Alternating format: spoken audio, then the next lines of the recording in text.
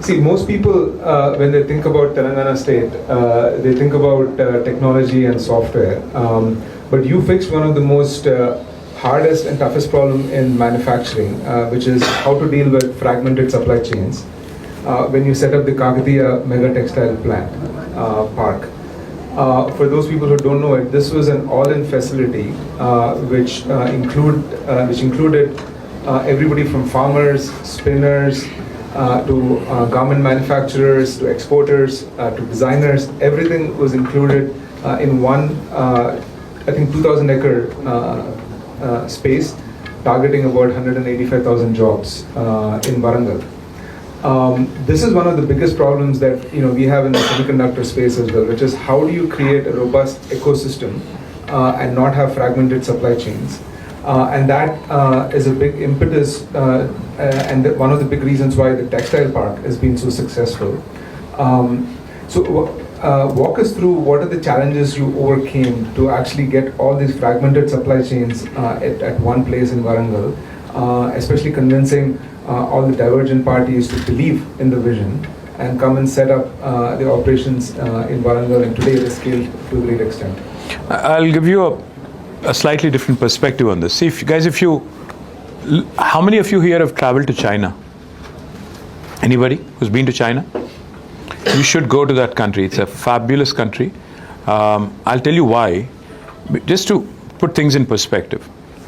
In the mid-1980s, China and India, in fact, had similar GDPs, similar economic size. In fact, early 1980s, China was smaller than India in terms of economy, in terms of the size of economy. But exactly 40 years later, 1986, we started at the same place. 40 years later, today we are still languishing around 3.4 or 3.5 trillion dollars economy, GDP. China is almost 20 trillion dollars. What happened? What happened is two things. One, they figured out economies of scale. The Chinese do everything at scale.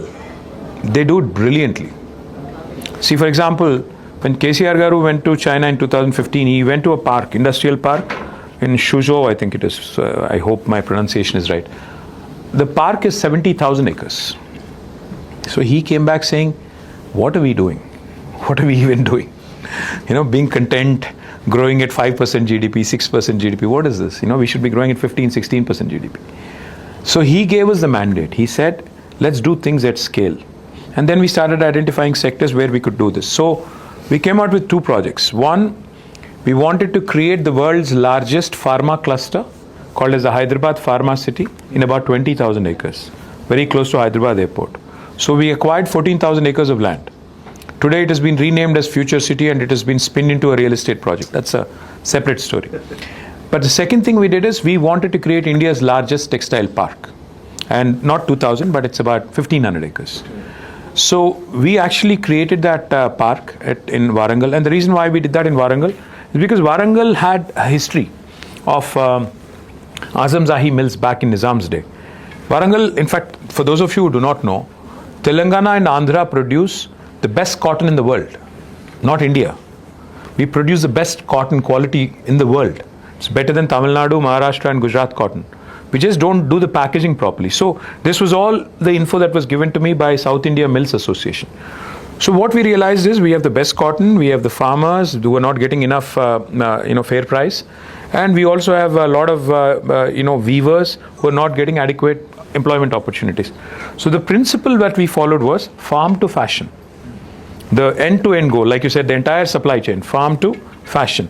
So that's how we conceptualized this plant, this park, and we created it in 1,500 acres. Now the challenge was we ran into COVID in between. 2017-18, we laid the foundation. We were wooing investors aggressively. We signed some of the biggest investors. A young one is a corporation of Korea, South Korea, one of the largest textile manufacturers. We gave them 300 acres in the park. And then I'll tell you a very interesting story. So one day, I had this bad habit of reading a lot of newspapers. I got rid of it now. I used to read 13 newspapers every day. So especially the business papers. So I was scanning, I think it was Business Standard or Economic Times or one of those things. On a Monday, I was reading. I see a news item there saying there is this company which is wanting to move away from Kerala and basically set shop elsewhere. It's a large garment company. I just clicked a picture and forwarded it to my secretary. I said, please make sure you get me the number of this MD, the managing director or the chairman, whoever it is, of this company. I want to reach out. So within an hour, my super efficient secretary sent me back the details saying a gentleman called Sabu Jacob, this is the number. So I didn't want to call directly. I just left a message to Mr. Jacob saying, Mr. Jacob, I'm KT Ramarao, I'm Minister for Industries, Telangana. Please call back at your convenience. I just left it. I'm waiting, no call, no nothing. I see the blue ticks, no nothing. I'm like, okay, what is this? I mean, minimum you would expect is at least a text. He doesn't call. So I called my secretary. I said, do you have the right number? Did you give me the right number? Because this gentleman is basically ignoring me. So you know what he did? He called him, the MD. And within 10 minutes, I got a call. So the MD says, sir, I didn't know it was actually you. I thought somebody was pranking me. Why would a minister reach out to me? So I didn't bother to respond, sorry. I said, no, Mr. Jacob, it's fine. But I wanted to meet you. And I wanted to make sure that I get this investment to my state. Please don't go anywhere else. Because he was looking at Sri Lanka and others. Sir, the flights are not there now. No flight connection. So I'll have to talk to my travel guys and tell you when I can come. So I said, why don't I send a private flight to you? He's like, what? I said, why don't I send a jet to you and then you can come? It's only Cochin, so it's like a 1 hour thing. Why don't I do that? He said, are you serious? I said, I'm very serious. It's going to cost me, a few lakh rupees, but let me do it. If I'm going to get 3,000 crores of investment, it's worth it. Return on investment, right? So he said, can I share it with the media here? I said, please do, but only right before you're boarding the flight, please do it. Otherwise, the entire cabinet will come and sit in your house and they'll make sure that you don't come to Hyderabad. So this conversation happened on Tuesday. I saw the news clipping on Monday. This conversation happened on Tuesday. He was here on Thursday evening. We received him at Begumpet Airport, where a private jet can land. And then red carpet welcome, of course. We made sure he was brought to the ITC Kakatiya. And evening itself, we gave him a presentation. So he was so impressed, so happy. He said, okay, I'm announcing 1,000 crore investment. Next morning, we flew him in a chopper from Hyderabad to Warangal. And we landed in Kakatiya Textile Park. He saw the infrastructure there. He was impressed. He said, okay, I'm announcing another 2,000 crores. And then evening, he comes back to Hyderabad. Then we also took him to this site, which is Chandanvelli, about half an hour from here, where Welspun had set up a big unit. Welspun is another large textile company. Again, in Chandanvelli, we had set up this beautiful park. So he went there, he saw that, and he was super impressed. He said, I'm announcing 500 crores more. So by the end of the 2 days, we were able to get 3,500 crores of investment from this gentleman. Today, it's one of the largest employers in Warangal. And I'm super proud that we were able to do this because of one simple reason, Srujan. We had the passion, when we fought for this state, we fought with a purpose.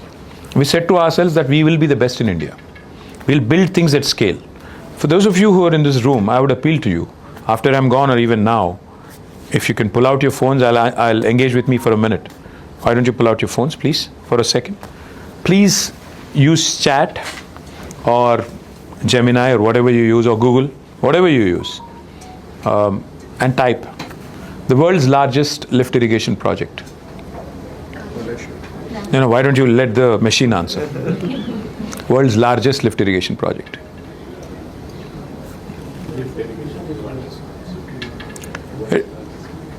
It's not India's, it's world's largest. It is the Kaleshwaram lift irrigation project in Telangana. Right. Now when you say Telangana speed ante entante, normal ga oka project alantidi kattali ante 50 ఏళ్ళు పడుతుంది. We did it in 4 years.